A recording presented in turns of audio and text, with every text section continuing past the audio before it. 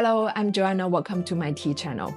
Why there are so many steps in brewing tea in Gongfu style? Are there any reasons behind it?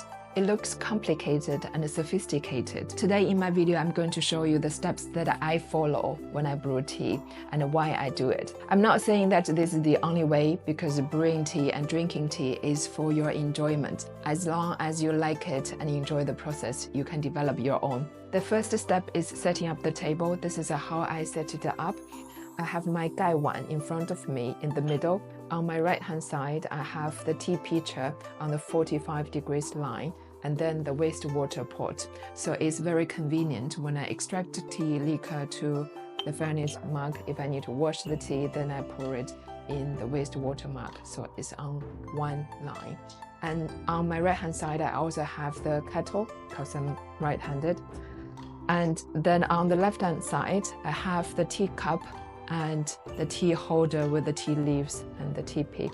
The second step is to warm up my teaware. I do it for three reasons. The first one is for sanitization. Use hot water to give it a quick rinse.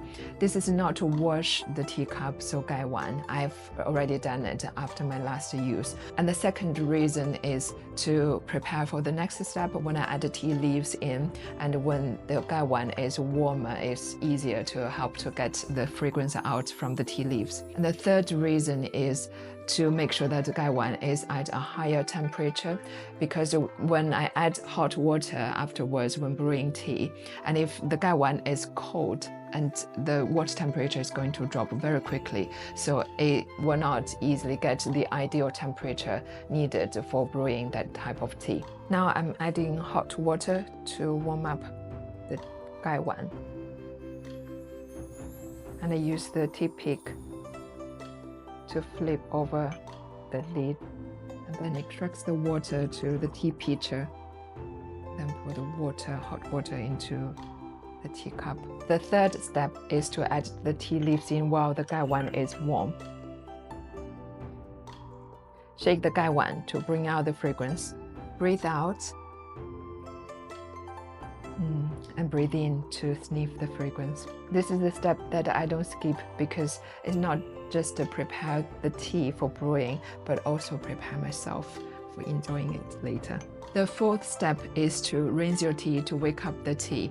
Depending on the type of tea you are brewing, this step can be skipped. I'm having oolong tea today, so I'll need to rinse it quickly. What types of tea needs rinsing, you might ask? So for green tea, black tea, yellow tea, newly produced white tea, within 3 years, you don't need rinsing. While for dark tea, oolong tea, and aged white tea, you would need rinsing. The next step is the official brew. So I'm going to add hot water.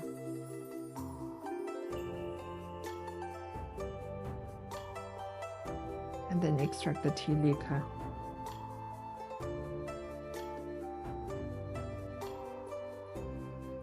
And leave the lid open to let the tea leaves breathe. And now I'm going to discard the water in the teacups, distribute the tea liquor. Sniff it, smell it, the fragrance, and enjoy it.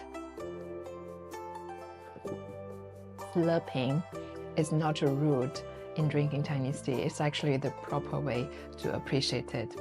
I'm having oolong tea scented with osmanthus flower today. For oolong tea, we use boiling water throughout the process, and when pouring hot water, we don't pour the water directly onto the tea leaves, but to the empty part of the gaiwan, and use the water, strong water flow to get out the fragrance of the tea. And when extracting the tea liquor, make sure that I drain it completely, so there's no leftover liquor in the gaiwan to affect the next brew.